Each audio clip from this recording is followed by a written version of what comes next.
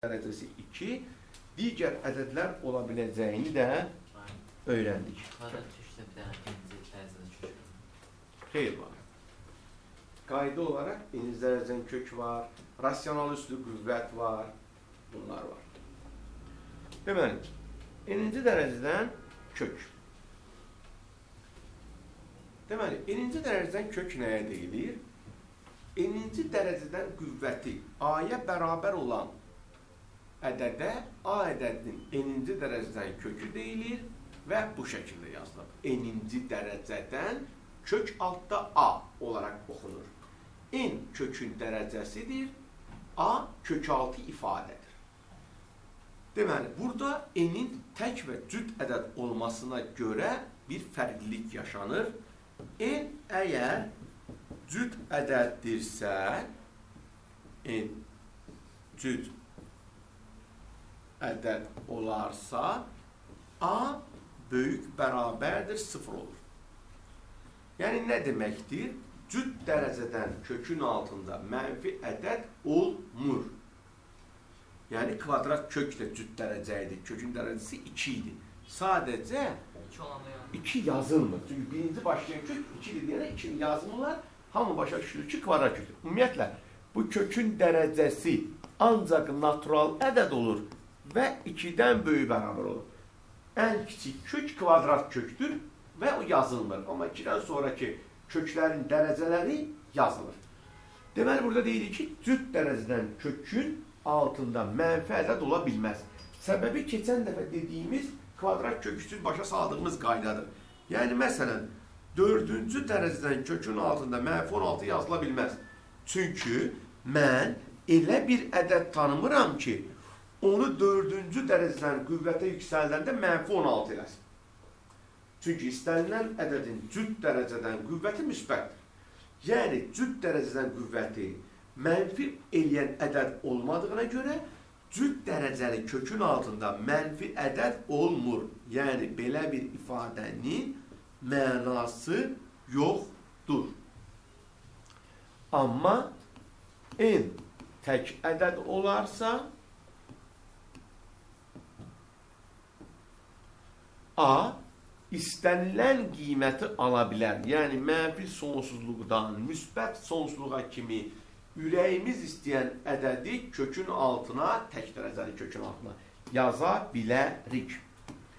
Deməli, məsələn, kub kökün altında 8-dən nə çıxır? 2. Bəli, niyə 2 çıxır? Çünki 2-ni kuba yüksəldəndə 8 edir. Ona görə də kub kök altında 8-in qiyməti 2-yə bərabərdir. Məsələn, kub kök altda mənfi 27-dən nə çıxır? 3 nə? Mən elə bildim, mənfi 3 çıxır. 3-nə vaxtdan cüzərdir o bayram. Bəli, mənfi ədədin, yəni mənfi 3-ün qubu mənfi 27 eləyir. Deməli, ona görə tək dərəcəli kökün altında mənfi də yazıla bilər, müsbət də yazıla bilər, 0 da yazıla bilər. Amma cüt dərəcəli kökün altında, kvadrat kökdə də dedim, heç vaxt mənfi ədəd yazıla bilməz. Ya 0 yazılmalıdır, ya da müsbət ədəd yazılmalıdır. 4-cü dərəcədən kök altda 81-dən nə çıxar? 3. Çünki 3-ü 4 dəfə öz-özünə vuranda 81 edir. Ona görə də 4-cü dərəcədən kök altda 3-dən 83 çıxır. Yəni 81-dən 3 çıxır. 5-ci dərəcədən kök altda 32 nə çıxar? 2. Çünki 2-ni 5 dəfə öz-özünə vuranda 32 edir. Kub kök altda 64-dən nə çıxar? 4. Çünki 4-ün kubu 64-dür. Yəni, bunları bilməliyik. İndi gələk, eninci dərəcədən kökün xassələrinə. Bir çox xassə kvadrat kökdə olduğu kimidir. Burada qeyd edək ki, eninci dərəcədən A üstü n bizə A-nı verir. Bu kvadrat kökdə də var idi. Kvadrat kök, orada da kvadrat yazılırdı, A-nı verirdi. Yəni, məsələn, tutaq ki, kub kök altda 2-nin üstü 3 yazılıbsa, bu sualın cavabı 2-dir. Nə bilim, 7 olmaz. 6-cı dərəcədən 3 üstü 6 yazılıbsa, bunun cavabı 3-dür. Yəni, burada A-nın yerində nə yazılıbsa, odur. Və yaxud 7-ci dərəcədən kök altdan mənfi 11 üstü 7 yazılıbsa, cavab mənfi 11-dir. Bəs yaxşı, 4-cü dərəcədən kök altdan mənfi 9 üstü 4 yazılıbsa, belə bir misal yoxdur ki, yazılsın. Yəni, yoxdur ki, ay müəllim, cüt dərəcədən kökün altdan mənfi ədədin mənası yox etsə, niyə yazırsınız? Hara qulaq asırsınız? Nə başa düşürsünüz? 4 cütdə olmuyor. Bəli, 4 cüt ədəddir. Və indicənə izah elədim ki, cüt dərəcəli kökün altında mənfi yazıla bilməz. Yazıla bilməyən bir ədədin necə mənası ola bilər? Yəni, belə bir şey olmayacaq heç vaxt. Aydınmı? Elə mən nə deyirəm, siz elə gedirsiniz. Deyin ki, müəllim, belə bir şey var ki, bunda qüvvəti yüksəldək. Təkdə problem deyil. Təkin altında, yəni tək dərəcənin kökün altında mənfi ola bilər və A mənfi 11 olduğu üçün olduğu kiminə çıxacaq. Amma cüt dərəcədə belə bir şey olmayacaq ümumiyyətlə ki, görəsiz də yazasınız. Bu birinci xassəmiz. İkinci xassəmiz. İkinci xassəmiz eninci dərəcədən kök altda A vurulsun eninci dərəcədən kök altda B bərabərdir eninci dərəcədən kök altda A vur B. Yəni, kvadrat kökdə olduğu kimi də bunu vurub bir kökün altda yazmaq olar və ya lazım olduqda ayırmaq olar vurubları. Yəni, məsələn, kub kökün altında 2 vurulsun kub kökün altında 4. Nə bundan kök almaq olmur, nə də bundan kök almaq olmur. Amma biz bunları bir kökün altında vurduqda 8 eləyir və oradan 2 çıxır. Yəni, eyni dərəcəli köklərin altındakiləri vurub bir kökün altında yazmaq olar. Aydındır mı? Kvadrat kökdə də dediyimiz kimi. Həmçinin bölmək də olar. Eninci dərəcədən kök altda A bölünsün eninci dərəcədən kök altda B-ni eninci dərəcədən kök altda A böl B şəklində yaza bilərik. Yəni, məsələn, kub kökün altında 250 bölünsün kub kökün altında 2-ni biz eyni bir kökün altına salaraq 250 böl 2, 250-ni 2-yə böləndə 125, 125-dən də kökünə çıxır 5. Çünki 5-in kubu 125-dir. Buyurun, bu iki xassə ilə bağlı kimin nə sualı var? Yəni, nə anlaşılmayan hissə var? Demək olar ki, 4 Necə? Yəni 4 ona niyə çıxır? Axı, kub kökdür. Kub kök odur ki, kökün altındakı nəyin kubu olduğunu bilərsən. Bax, məsələn, kök altdan 4-dən 2 çıxır. Çünki 2-nin kvadratı 4-dür.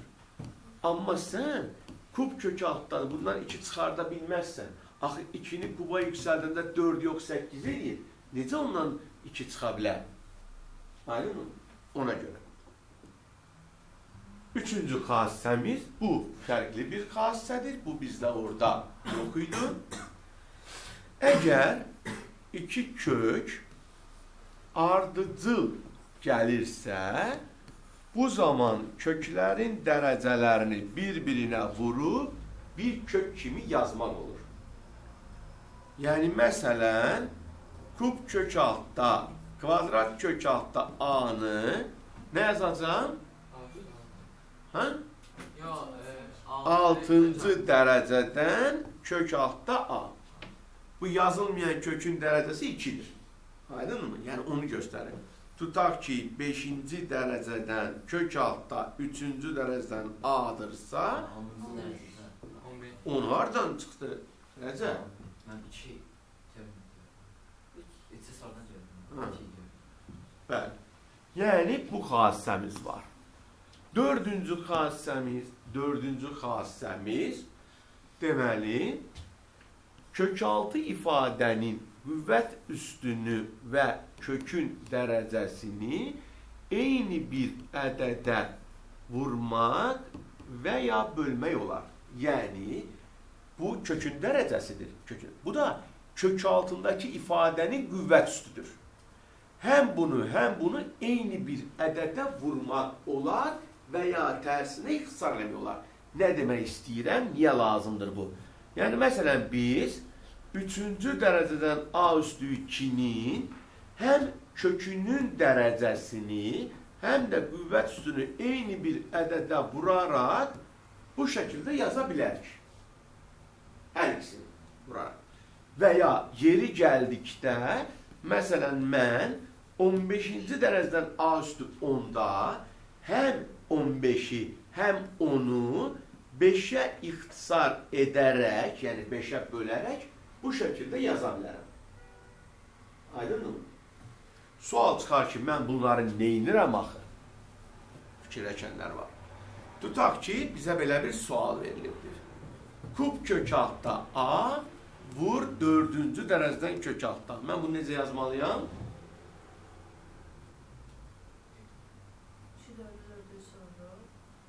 Niyə? Afərin. Bəli. Bu qaydaya qayıtsaq, bu qayda və ya bu qaydada kökün dərəcəsi eyni olarsa vurmaq olar. Düzdürmü? Yəni ikisində də eyni yazmışam. Birinin yazmamışam ki. Eyni ədəd. Onda deməli, burada köklərin dərəcələri eyni olmadığı üçün biz bunları eyniləşdirməliyik. 3 ilə 4-ün kökü neçədir? 12. Burada sizin xətrinizə yazıram, yazılmayan qüvvət 1-dir. Görəsiz deyənə yazıram. Bu üçü nəyə vurmalıyam? 4-ə ki 12 olsun. Onda bunun üstəki 1-i də vurmalıyam 4-ə.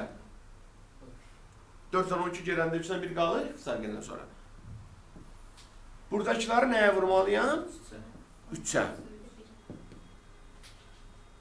1-i də 3-ə vurdum, 4-ü də 3-ə vurdum.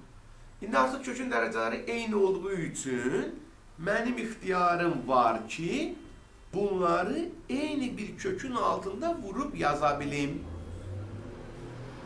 Bunlar da buranda üstlər toplandığını ta əvvəldən keçmişik. Buyurun, kimə nə aydın olmalı, bax bu misalın gedişatından. Hamıya şey aydın. Nə gözəl, tək el olsun. Amma heç inandırıcı gəlmir. Ya Allah. De. Şükür, ağzı sana burada. Gəl sən üçün nümunəni düzəldək. Məsələn, 6-cı dərəcədən A üstü 5 vurulsun 4-cü dərəcədən A üstü 3-dür. Belə bir misal olsun. Biz bunları vurmaq üçün kökün dərəcəsini eyniləşdirməliyik. 6 ilə 4-ə kök. 6 ilə 4-ə kök 12. Deməli, biz bunu 12-yə gətirməliyik. Bunu 12 eləmək üçün neçəyə vurmazsa biraz da açıq yazaq. 2-yə. Hər ikisini vurarsan.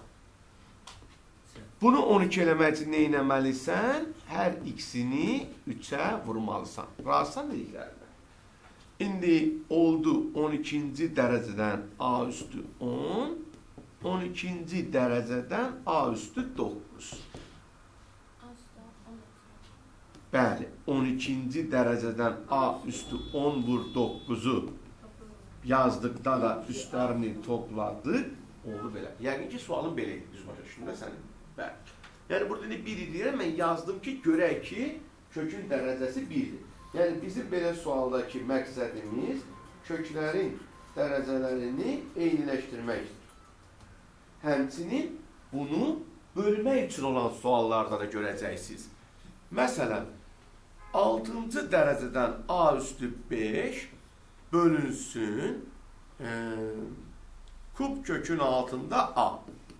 6 ilə 3-ə kub nədir? 6. Deməli, mən sürətdəkinə dəyməyəcəm. Bunun dərəcəsini 6 eləmək üçün nəyə vurmalıyam? 2-yə. Onda bunu 2-yə vurmalıyam da yazdım belə. Sonra bunları bir kökün altında bölə bilərik. Çünki köklərin dərəcəsi eynidir. Böləndə üstlər çıxılırdı.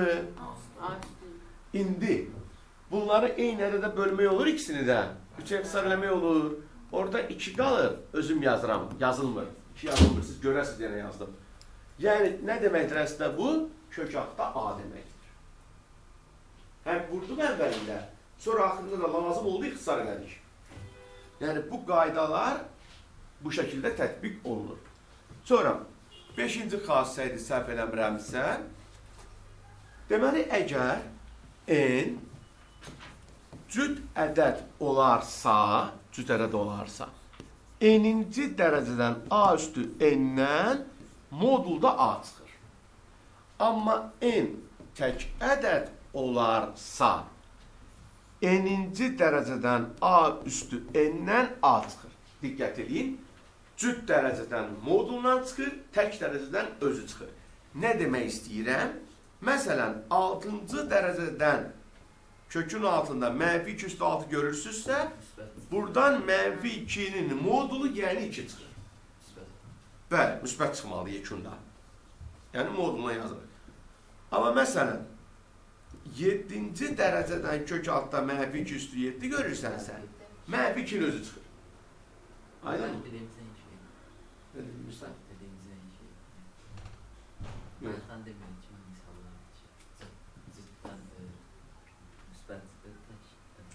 Yok. Yok, o başka şeydi. Sen modulu atmadan danışırsan. Var tabii ki ama ben bundan danışmamışım öyle. Mesela tutak ki yazılıb 4-cü dərəcədən 1 minus kök altda 5-in üstü 4. Buradan çıxacaq modulda 1 minus kök 5. Yəni, bu da bizə nə verəcək? Mənfi ədəd olduğu üçün kök altda 5 minus 1. Bir də var yazılıb ki, 9-cu dərəcədən kök altda bu. Buradan nə çıxacaq? Bəli, elə 1 çıxılsın, kök altda 5. Baxmayacam ki, o mənfidir, müsbət. Mənfi də olmaqla. Amma tək dərəcədə axtarmırlar mənfi müsbətliyini. Nədirsə elə çıxır. Mənfidirsə mənfi çıxır, müsbətdirsə müsbət çıxır. Və yaxud belə deyək, tutaq ki, yazılıb ki, A müsbət olarsa, mənfi yazım, müsbətdə olsa işimiz asan olur. A mənfi ədəd olarsa, tutaq ki, 6-cı dərəcədən A üstü 18. Deməli, mən burada A üstü 18-i nəyin üstü 6 yaza bilərəm? A üstü 3-ün üstü 6 yaza bilərəm. Düzdür? Onda o xassiyə görə, yuxarıdakına görə cüddü axı. Burada nə yazmalıyam? Modulda A üstü 3. 6'lar getdi, moduluna qaldı. Bu n'lər getdi, modul qaldı. İndi şərtə baxıram. A mənfidir. Mənfi ədədin kubu mənfidir. Ona görə bu çıxanda belə çıxır. Amma məsələn, bir dənə nümunə göstərim. Deyir, A mənfidir. Cüt idi, hə? İndi gəlirəm, səbrin olsun. A üstü 16-nı nəyin üstü 8 yaza bilərəm? A üstü 2-nin üstü 8. Buradan nə çıxacaq? Modulda A üstü 2. A mənfi də olsa kvadratı neyini yer? Müsbət. Müsbətdirsə özü çıxır. Hə? Yox. Niyə açırsın? Kök almır, mən moduldur. Siz köklə modulu bir-birinə qatırsınız. Amma məsələn, tutaq ki, yazılıb ki, 7-ci dərəcədən kök altda A üstü 14. A üstü 2, üstü 7. A üstü 2. Nə modul var, nə bir şey var. Tək dərəcə kökdürsə, iş rahatdır. cüt dərəcə modula aparır, çıxardır ki, onu da açmaq üçün dəyişənin nə olduğunu bilməyə ehtiyac var, mənfi müsbətliyini. Sonra, 6-cı, bəli, get. Buruğun kök işarəsi altında daxil edilməsi. Kvadrat kökdə də izah eləmişdik. Burada 2 şərt nəzərdən keçirilir. N-in cüt və ya tək olması məsələsi. Əgər n cüt ədəddirsə, A müsbət ədəd olduqda, A müsbət ədəd olduqda. Buyurun Mustafa, nə problem var? N cüt ədəd olduqda, biz bu A-nı kökün altına saldıqda, olur A üstü n vur B. A mənfi ədəd olduqda isə çöldə bir mənfi yazırıq. Kvadrat kökdə dediyimizin eynisidir. Yəni kvadrat kökdə dediyimiz kimidir. Çünki cüt dərəcə elə ikinci dərəcədə cüt idi deyə nə deyiriksə ona bənzəyir. Amma n tək ədəd olarsa ən yaxşı təkdir. Baxılmır ki A müsbətdir, mənfidir. Yəni biz A-nı tək dərəcədən kökün altına salırıqsa, elə olduğu kimi qüvvətə yüksəlirik, salırıq. Nə mənfisinə baxırıq, nə müsbətinə. Nə deyirəm mən bu misallarda? Məsələn, bəzən, kvadrat kökdən keçənə demişdim, dəyişənin mənfi və ya müsbət olduğunu şərtdə əlavə olaraq deməyə ehtiyac duymurlar. Yazır ki, x vurulsun, 4-cü dərəcədən kök altda mənfi 3 bölünsün x. Sizcə burada x müsbət ədəd yoxsa mənfi ədəd? Mənfidir bala. X müsbət olsaydı bu kökün mənası olmazdı. Axı cüt dərəcədən kökün altında mənfi ədəd ola bilmir. Deməli burada x-in yerinə ancaq mənfi qiymətlər vermək olar.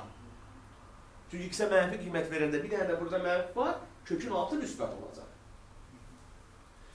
Onda deməli biz başa düşdük ki, bu misalda verilən x mənfi ədəddir. X mənfi ədəddirsə, mən onu içəri salanda bir dənə mənfi saxladım çöldə və o x-i 4-cü dərəcə, kvadrat yox, kvadrat kök deyil ki, 4-cü dərəcə olduğu üçün 4-cü dərəcə yüksəldir, salırsan içəri.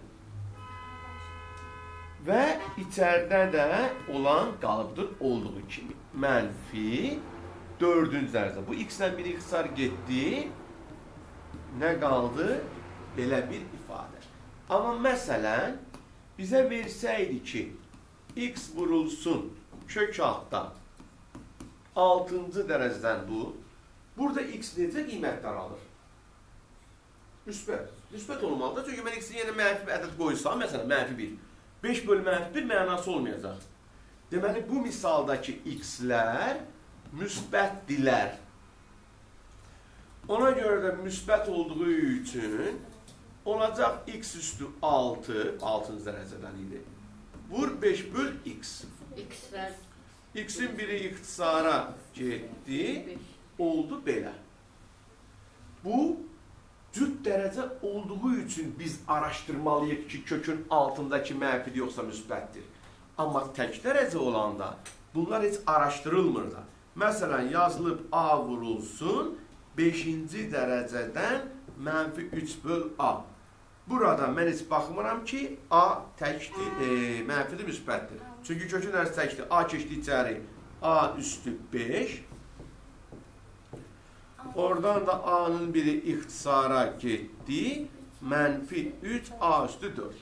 Belə olacaq. Mənfi vardı orada var. Cüt dərəcədən idi də o yazsınız. Hansı? Səncə 6 cütlü təkdir? 6 cütlər. Aydın mı? Və yaxud belə deyək, nə deyəcəyim, yanından çıxdı orada mən neysə göstərəcəkdim. Hə, yadıma düşdü.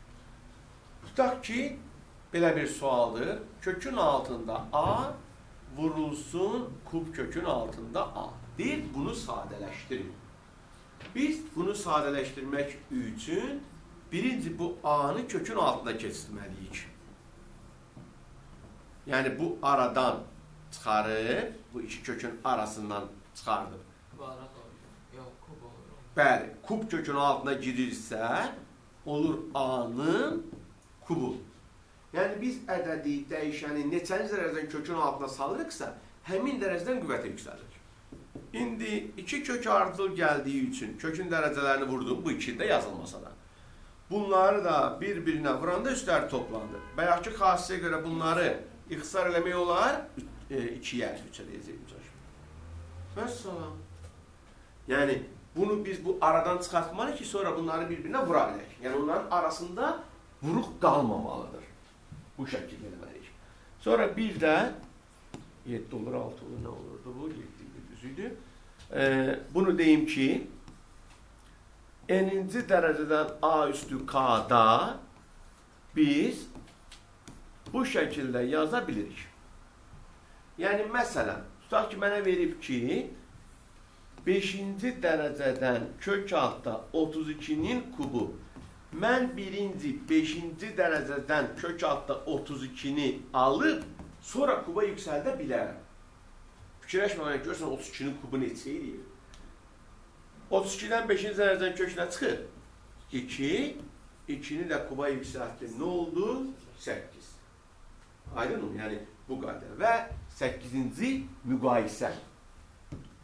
Əgər A, B-dən kiçikdirsə və bunlar təbii ki, müsbət ədədlərsə, onda eyni dərəcədən kökün altında kvadrat kökdə də belədir. Böyük olan böyüdür, kiçik olan kiçikdir. Yəni, kvadrat kökdə də belədir. Kök altda 12 böyüdür, kök altda 17 hansı böyüdür? Kökün altda 17.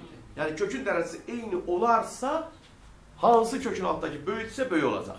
Məsələn, bizə verib ki, A bərabərdir 4-cü dərəcədən 5. B bərabərdir 6-cı dərəcədən 11. Deyir, bunları müqayisə elə. Bunların kökün dərəcəsi eyni deyil. Mən bunları necə müqayisə edeyim? Kökün dərəcəsini eyniləşdirərək. Düzdür? 4-dən 6-ya kök neçədir? 12. Bunu 12 eləmək üçün neçəyə vurdum? 3-ə. Deməli, burada nə olmalıdır? 5-in üstü 3. Niyə? Axı, bunun qüvvət üstü 1-dir. Qüvvət üstünü vururanda ədədi vurmuram ki. Bəyəqlarım A yazmışdım ya, üstü 1 idi. Həm bunu, həm bunu vurdum. Burada da yazılmayan qüvvət 1-dir. 11 üstü 2 olur. Bəli, burada da olur 11 üstü 2. 11 üstü 2 neçədir? 121. 5-in üstü 3 neçədir? 125. İndi 125 bölüyorsa 121. Deməli, A, B-dən böyükdür. Yəni, köklərin dərəcələri müxtəlif olduqda gərək onları bərabərləşdirək, ondan sonra müqayisəmiz alırıq. Bəs əgər qüvvəti, hansınınsa qüvvəti 1/1 varsa, amma rəqəmlər fərqli. Hə, köklərin dərəcələri, məsələn, kub kökü altda 6 və tutaq ki, 4-cü dərəcə kökü altda 6. Belə bir şey deyirsən, məsələn, başa düşməliyəm. Burada hansı kökün dərəcəsi böyükdürsə, o kiçik olacaq. Bax, bəli, niyə təəccüblənirsən ki? Gəl baxaq. Kök altda 64 və kub kök altda 64. 64 nəyin kvadratıdır? Bəs nəyin kubudur? 4-ün. Kökünün dərəcəsi böyük olan balaca oldu. Eyni ədəddirsə, nə qədər böyük dərəcədən kök alırsansa, o daha kiçik ədəd olur. Bəs fərqli olsa, Nə? məsələn 6 daha balaca olsa, məsələn 5 olsa. Onda kökün dərəcəsini eyniləşdirək də. Başa Ya bunlar eyni olmalıdır. Bunlar eyni deyilsə, bunlar da eyni deyilsə, bunları bərabərləşdirə bilməyəcəm. Amma bunları eyniləşdirə biləcəm. Aydın mı? Yəni, məsələn, mən burada 5 ilə 11-i eyni ədəd edə bilmərəm. Amma kökün dərəcələrini eyni edə bilərəm. Aydın mı? Sən dediyin də o idi ki, kökün altdakılar eyni ədəd olarsa, onda kökün dərəcəsi böyük olan kiçik olur. Aydın olduğunu. Amma burada biraz da başqa şey də var. Həmişə belə deyil. Ədəd 1-dən böyüdü olur. Ədəd 0-la 1-in arasında olanda tərsi olur. Yəni, nə demək istəyirəm? Məsələn, kvadrat kökün altında 64-də 1, kub kökün altında 64-də 1. Buradan nə çıxır? Buradan nə çıxır? Hansı böyüdür? Mən elə bildim 4-də 1 böyüdür, 8-də 1 deyənlər nə fikirləşir görəsən? Burada ədəd 0-la 1-in arasındadır deyə, elə kökünün dərəcəsi böyük olan böyük oldu. Amma burada ədəd birdən böyük idi deyənə, kökünün dərəcəsi kiçik olan böyle oldu. Aydın mı? Bu qədər.